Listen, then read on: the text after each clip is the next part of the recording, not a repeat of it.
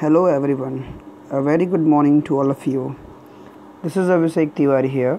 Once again, I'm bringing you another video of democratic politics of class 10th CBSE named Power Sharing. बच्चों, आप सबका स्वागत है मेरे इस YouTube चैनल पे जिसका नाम है Abhishek Tiwari total NCERT solutions. Students, मैं फिर से उपस्थित हूँ एक और वीडियो लेकर के। दूसरा वीडियो होगा ये इस लेसन का जिसका नाम है पावर शेयरिंग, जो कि डेमोक्रेटिक पॉलिटिक्स का फर्स्ट चैप्टर है। इसका ये सेकंड वीडियो मैं आपके सामने लेकर के हाजिर हूँ। स्टूडेंट, इसके पहले हम लोगों ने बेल्जियम स्टार्टिंग में फर्स्ट वीडियो में हम लोगों ने पावर शेयरिंग क्या होती है उसको स्टडी किया। पावर शेयरिंग के बाद हम लोगों ने दो एग्जाम्पल्स को स्टडी किया, एक बेल्जियम का और दूसरा श्रीलंका का। वहाँ की एथनिक कॉम्पोजिशन को हमने स्टडी किया और उनकी एथनिक कॉम्पोजिशन के बेसिस पर उनका फ्यूचर में क्या एक सेटअप हो सकता है उसके बारे में भी हमने स्टडी किया कि उनका फ्यूचर सेटअप क्या हो सकता है, किस तरह से या किस करवट उनकी अपनी पॉलिटिक्स जो है ले सकती है फ्यूचर में, उनकी मेजॉरिटी माइनॉरिटीज़ के बेसिस पे, एथनिक माइनॉरिटीज़ और मेजॉरिटी के बेसिस पे वो हमने स्टडी किया। ओके स्टूडेंट्स, अब हम लोग जो है एक दूसरा टॉपिक लेकर के चल रहे हैं। इसका नाम है मेजॉरिटेरियनिज्म इन श्रीलंका। सो मेजॉरिटेरियनिज्म का मतलब होता है कि ये एक शब्द है जिसका अर्थ होता है, इसका मतलब होता है मेजॉरिटी से इसका मतलब होता है, मेजॉरिटी मतलब बहुसंख्यक। सो बहुसंख्यकवाद इसको कहा जाता है हिंदी में। मेजॉरिटेरियनिज्म का मतलब होता है बहुसंख्यकवाद। तो हम श्रीलंका में देखेंगे कि ये मेजॉरिटेरियनिज्म क्या था और इसका परिणाम क्या हुआ, इसने श्रीलंका की पॉलिटिक्स को किस तरह से चेंज किया। स्टूडेंट्स, अब हम लोग वही पढ़ने चल रहे हैं। ठीक है, ये क्वेश्चंस बोर्ड में पूछा जाता है, सीबीएसई कई बार इस क्वेश्चन को उठा चुका है। ठीक है, कि मेजॉरिटेरियनिज्म इन श्रीलंका के बारे में डिस्क्रिप्शन पूछता है सीबीएसई। फिर से आगे बढ़ते हैं और देखते हैं कि इसमें से ऐसे कौन से पॉइंट्स हैं जो आपको समझने लायक हैं और जो मुझे बताने लायक हैं। ओके, सो स्टार्ट करते हैं। Let us start it now. Sri Lanka emerged as an independent nation. Sri Lanka एक इंडिपेंडेंट नेशन के रूप में, ओके, श्रीलंका एक इंडिपेंडेंट नेशन के रूप में इसका एमर्जेंस जो है वो हुआ 1948 में। लगभग 1947 में भारत स्वतंत्र हुआ और एक वर्ष के बाद ही श्रीलंका भी फ्री हुआ। ठीक है, तो 1948 में श्रीलंका फ्री हुआ। फ्री होने के बाद जो लीडर्स थे श्रीलंका के, स्पेशली सिंहला कम्युनिटी के ना, sought to secure dominance over government. उन्होंने क्या करना शुरू किया, उन्होंने गवर्नमेंट पे अपना डोमिनेंस क्रिएट करना शुरू किया, अपनी डोमिनेंस को सिक्योर करना शुरू किया कि कैसे वो अपना प्रभाव सरकार के ऊपर रख सकते हैं। Okay, by virtue of their majority. किस वजह से? अपने मेजॉरिटी के गुणों की वजह से कि उन संख्या में सिंहलाज मेजॉरिटी में हैं, तो उस अपनी वर्च्यू की वजह से कैसे ये डोमिनेट कर सकते हैं श्रीलंका की राजनीति में। हमने शुरुआत किया इसका। उसका परिणाम क्या हुआ? The democratically elected government adopted a series of majoritarian measures to establish Sinhala supremacy. उसके बाद क्या हुआ कि उसका रिजल्ट ये हुआ कि डेमोक्रेटिकली इलेक्टेड एक सरकार, एक गवर्नमेंट श्रीलंका की जो कि डेमोक्रेटिक तरीके से इस्टेब्लिश हुई, गवर्नमेंट अपने अस्तित्व में आई ना। उसने क्या किया, उन्होंने सिंहला लोगों के दबाव में कई back to back majoritarian measures को लेना शुरू किया। कई मेजॉरिटेरियन जो है चेंजेस उन्होंने अपने कॉन्स्टिट्यूशन में, अपनी गवर्नमेंट में सिंहला सुपरमेसी को इस्टेब्लिश करने के लिए उन्होंने करना शुरू किया। सिंहला सुपरमेसी को किस तरह से इस्टेब्लिश किया, लेट अस सी। अब इसको हम लोग देखते हैं। इन 1956 ना, an act was passed to recognize Sinhala as the only official language. अब मेजॉरिटेरियनिज्म को अगर हम पूछें, क्वेश्चन एग्जाम में पूछे कि मेजॉरिटेरियनिज्म जो श्रीलंका में था वो कैसे इस्टेब्लिश हुआ या सिंहला सुपरमेसी कैसे इस्टेब्लिश हुई, तो उनके रीजंस हम लोग अब पढ़ने चल रहे हैं। ओके, तो 1956 में act was passed to recognize Sinhala as the only official language. Sinhala को अकेले ऑफिशियल लैंग्वेज के रूप में स्थान देने के लिए एक एक्ट पास किया गया कि बस केवल वही उन्हीं को जो है ऑफिशियली लैंग्वेज, उनकी लैंग्वेज को ऑफिशियल लैंग्वेज के रूप में डिक्लेयर कर दिया गया। और इससे क्या हुआ, इससे कहीं ना कहीं तमिल लैंग्वेज को डिसरिगार्ड किया गया, मतलब तमिल लैंग्वेज की जो है अनदेखी की गई। ऑब्वियसली ऐसा था। Government followed preferential policies that favoured Sinhala. Okay, government ने जो है प्रेफरेंशियल पॉलिसीज़ जो है स्टार्ट किया, जिसमें वो सिन्हला लोगों को फेवर करने लगा, मतलब कि प्राथमिकता देने की पॉलिसी शुरुआत की। और उस प्राथमिकता में सबसे पहले उन्होंने सिन्हला लोगों को प्राथमिकता देना शुरू किया। किस फील्ड में? Applicants for university position, universities में एडमिशन लेने के लिए अगर किसी को एडमिशन लेना है, सबसे पहले सिन्हलास को एडमिशन मिले। एंड गवर्नमेंट जॉब, इसके अलावा एंड गवर्नमेंट जॉब, जो गवर्नमेंट जॉब हो उसमें भी सबसे पहले सिन्हलास को प्रेफरेंशियल पॉलिसी इस तरह से अपनाई गई, ठीक है, कि उनको पहले मौका मिले, बाकियों को बाद में। एक नया कॉन्स्टिट्यूशन जो है stipulated that the state shall protect and foster Buddhism. Okay, एक नया कानून पास किया गया, उसके तहत ना ये ड्यूटी बना दी गई स्टेट की कि स्टेट जो है वो सिन्हला लोगों की जो रिलीजन है उसको प्रोटेक्ट करेगा, और इसके साथ साथ उनके जो जिस गॉड को वो फॉलो करते हैं, जिस रिलीजन को, बुद्धिस्ट, तो बुद्धिज़्म को आगे बढ़ाया जाए और इसके अलावा जो है उनको प्रोटेक्ट किया जाए, इस पे उसने ज़्यादा जोर दिया। ओके, तो सरकार ने स्कूल मिला करके जो मेजॉरिटेरियन गवर्नमेंट वहाँ का जो मेजॉरिटेरियन जो एक कंपोजिशन था एथनिक ना, जैसे वो करवा रहे थे वैसे ये करना शुरू कर दिया।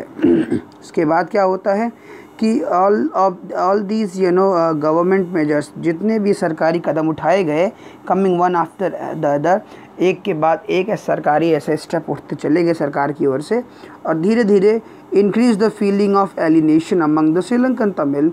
और उससे क्या हुआ कि श्रीलंकन तमिल जो अपने आप को डिसरिगार्ड फील कर रहे थे, उनके अंदर एलिनेशन मतलब अलगाव की भावना भी उनके अंदर भरती चली गई सिन्हलाओं के खिलाफ। उन्होंने महसूस किया कि कोई भी major political parties led by the Buddhist Sinhala ना, कि none of the major political parties, कोई भी जो है जो पॉलिटिकल पार्टीज़ हैं, मेजर पॉलिटिकल पार्टीज़ हैं, कोई भी नहीं led by the Buddhist Sinhala, मतलब कि बुद्धिस्ट सिन्हलास के द्वारा चलाई गई कोई भी पॉलिटिकल पार्टी जो लीडर्स थे was sensitive to their language and culture, मतलब कि उनकी भाषा, उनकी संस्कृति को लेकर के कोई भी संवेदनशील नहीं था।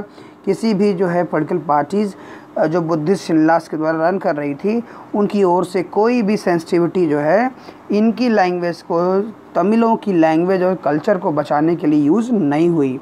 They felt that the constitution, उन्होंने महसूस किया दैट द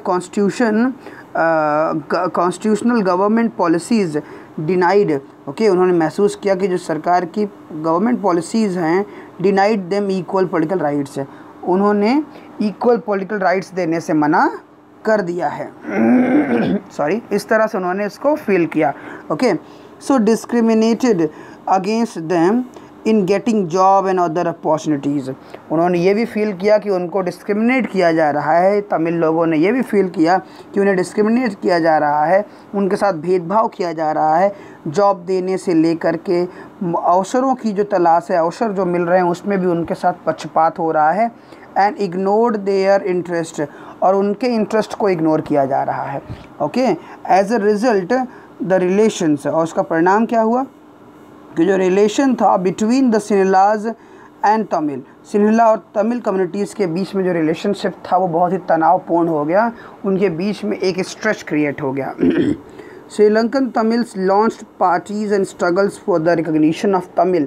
अब आप देखिए कि एक मेजॉरिटेरियन पॉलिसीज़ को फॉलो करने की वजह से श्रीलंका का क्या हाल हो रहा है कि श्रीलंका के जो तमिल्स थे उन्होंने अपनी पार्टी लॉन्च कर ली, and struggles for the recognition of Tamil as an official language, और तमिल को ऑफिशियल लैंग्वेज के रूप में मान्यता दिलाने के लिए उन्होंने भी काफ़ी संघर्ष करना शुरू कर दिया।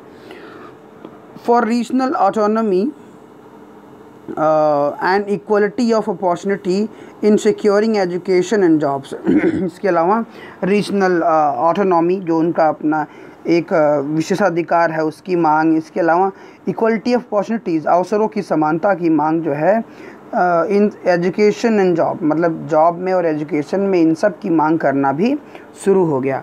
But their demand for more autonomy to province populated by the Tamils was repeatedly denied.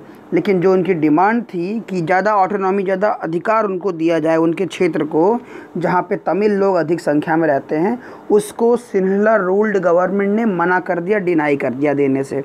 Okay, so by the 1980s several political organisations were formed demanding an independent Tamil Eelam. Eelam means state होता है, तमिल लैंग्वेज में एलम कहते हैं. तो उस 1980s के दौर तक कई पॉलिटिकल पार्टीज़ के ऑर्गेनाइजेशंस हुए जो उन्होंने डिमांड करना शुरू कर दिया कि तमिल एलम, मतलब जो तमिल एक स्टेट ही अलग से इंडिपेंडेंट बना दिया जाए. Okay, in northern and eastern part of Sri Lanka, जो नॉर्थ और ईस्टर्न पार्ट है श्रीलंका में, वहाँ पे, ठीक है. ये नॉर्थ है, ये ईस्टर्न पार्ट है, जो ये पिंक कलर में दिख रहा है, ये एरिया जो है इसी को अलग नेशन की मांग किया जाने लगा. ठीक है, तो इस तरीके से इसको आप देख सकते हैं. So after that you know the distrust between the two communities, अब क्योंकि ये तो होना ही था कि दोनों कम्युनिटीज़ के बीच में क्या हुआ, एक डिस्ट्रस्ट जो है डेवलप हो गया, turn into wide spread conflict. और ये डिस्ट्रस्ट जो था वो आगे बढ़ कर के वाइड स्प्रेड कन्फ्लिक्ट में कन्वर्ट हो गया ना, एक बहुत बड़े पैमाने पे संघर्ष में बदल गया. It soon turn into a civil war, और जल्द ही ये एक सिविल वॉर के रूप में टर्न हो गया, बदल गया. सिविल वॉर क्या होता है स्टूडेंट्स? सिविल वॉर जो है, सिविल मतलब नागरिक होता है, जहाँ एक देश के अंदर ही वहाँ के लोगों के बीच में लड़ाई छिड़ी हो, उसको सिविल वॉर कहा जाता है. इंटरनल वॉर होता है जहाँ लोग आपस में ही लड़ रहे होते हैं कुछ मुद्दे पे, तो उसको हम सिविल वॉर कहते हैं. ठीक है, समझ में आ गया? तो ये सिविल वॉर हो गया. As a result thousands of people of both the communities have been killed. इसका असर क्या हुआ? हज़ारों, दोनों ही कम्युनिटीज़ के हज़ार लोग जो है उन्हें मार दिया गया इस सुपरमैसी की दौड़ में. ओके, बहुत सी ऐसी फैमिलीज़ थी, उन्हें मजबूर कर दिया गया कि वो अपना घर छोड़ दें ना, and leave as a refugee, मतलब अपना ही घर छोड़ करके रिफ्यूजी रहने के लिए उनको मजबूर कर दिया गया. जहाँ पे उनकी अपना रिफ्यूजी के लिए, and many more lost their livelihood, बहुत से लोगों ने अपना रोज़गार खो दिया. तो इस चीज़ को आप इकोनॉमिक टेक्स्ट बुक जो 10th की है उसमें आप पढ़ेंगे about Sri Lanka's excellent record of economic development, कि श्रीलंका का जो है एक बहुत ही एक्सेलेंट जो है इकोनॉमिक डेवलपमेंट का रिकॉर्ड रहा है अभी तक. ठीक है, एक्सेलेंट जो है इकोनॉमिक रिकॉर्ड जो है उनका रहा है इकोनॉमिक डेवलपमेंट का. जैसे कि आप जानते हैं कि साउथ एशिया में सबसे ज़्यादा जो है अगर कोई बेहतर डेवलपमेंट कर रहा है तो वो श्रीलंका का फर्स्ट रैंक आता है, क्योंकि श्रीलंका एक छोटा देश होने के नाते यहाँ अपना बेहतर तरीके से हर तरह का डेवलपमेंट, चाहे वो पर कैपिटा इनकम हो, चाहे वो GDP के मामले में हो, हर चीज़ में ये बेहतर कर पा रहे हैं. ओके, तो इस तरीके से होने के बावजूद भी यहाँ एजुकेशन है, इकोनॉमिक डेवलपमेंट, हेल्थ, इन सब में एक्सलेंट रिकॉर्ड इसने हासिल किया है. But the civil war has caused a terrible setback to the social, cultural और economic life of the country. लेकिन जो सिविल वॉर था, it has caused a terrible setback, इस सिविल वॉर की वजह से सामाजिक, सांस्कृतिक और आर्थिक जो जीवन था उस श्रीलंका का, वो पिछड़ गया, वो भयानक रूप से पीछे रह गया ना. इसकी समाप्ति जो ये कन्फ्लिक्ट था सिन्हला और तमिल के बीच में, इसकी समाप्ति जो है वो 2009 में फाइनली ख़त्म होता है. लेकिन इसका आप ये देखिए कि गलत तरीके से पावर को शेयर करने की वजह से, जहाँ पे सही ढंग से पावर शेयर ना कर करके ना श्रीलंका ने क्या किया, उसने अपने यहाँ सिविल वॉर तक की नौबत ला दी, अलग देश की मांग होने लगी. ठीक है, और बहुत सा जो है लाइफ एंड प्रॉपर्टीज़ के जो है लॉस हुआ. तो ये सारा जो है इससे देखने को मिलता है. ओके, तो ये पूरा जो है मेजॉरिटेरियन पॉलिटिक्स का हिस्सा है. आप इसको समझ में आपको आ गया होगा, मुझे उम्मीद है. ठीक है, कि किस तरह से मेजॉरिटेरियन पॉलिटिक्स जो है फंक्शन करता है और उसके साइड इफ़ेक्ट, उसके कॉन्सिक्वेंसेस क्या होते हैं, वो लोग हम लोग ने वो भी जज कर लिया है. ठीक है, तो ये आज के लेक्चर को मैं यहीं पर समाप्त करूँगा।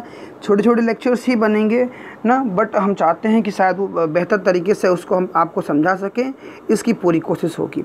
ठीक है स्टूडेंट्स, तो आपको ये वीडियो कैसा लगा? आपको वेजिटेरियनिज़्म या वेजिटेरियन पॉलिटिक्स जो है समझ में आया? कोई डाउट है तो आप कमेंट बॉक्स में कमेंट करिए, वरना आपको ये लेक्चर समझ में आया हो तो भी आप ज़रूर कमेंट करिए। Okay, so this is what the explanation for today. आज की एक्सप्लेनेशन यहीं तक है बच्चों। इसके बाद अगले लेक्चर में हम एक और पावर शेयरिंग एग्जाम्पल बेल्जियम के बारे में पढ़ेंगे कि बेल्जियम ने अपने आप पावर शेयरिंग का कौन सा एग्जाम्पल सेट किया, उसको हम लोग कल पढ़ेंगे। तब तक के लिए स्टूडेंट्स, यू एंजॉय योरसेल्फ, घर पे रहिए, स्वस्थ रहिए, और इसके अलावा आप ऑनलाइन क्लासेस को पढ़ते रहिए ना। और लगे हाथ जो है, अगर आपने सब्सक्राइब नहीं किया है तो आप मेरा वीडियो सब्सक्राइब कीजिए, चैनल को बेल आइकन प्रेस कीजिए, लाइक कीजिए, शेयर कीजिए। ठीक है, अगर आपको ये पसंद में आता है तो स्टूडेंट्स, बस इन्हीं बातों के साथ मैं विदाई लेता हूँ। Thank you, have a good day.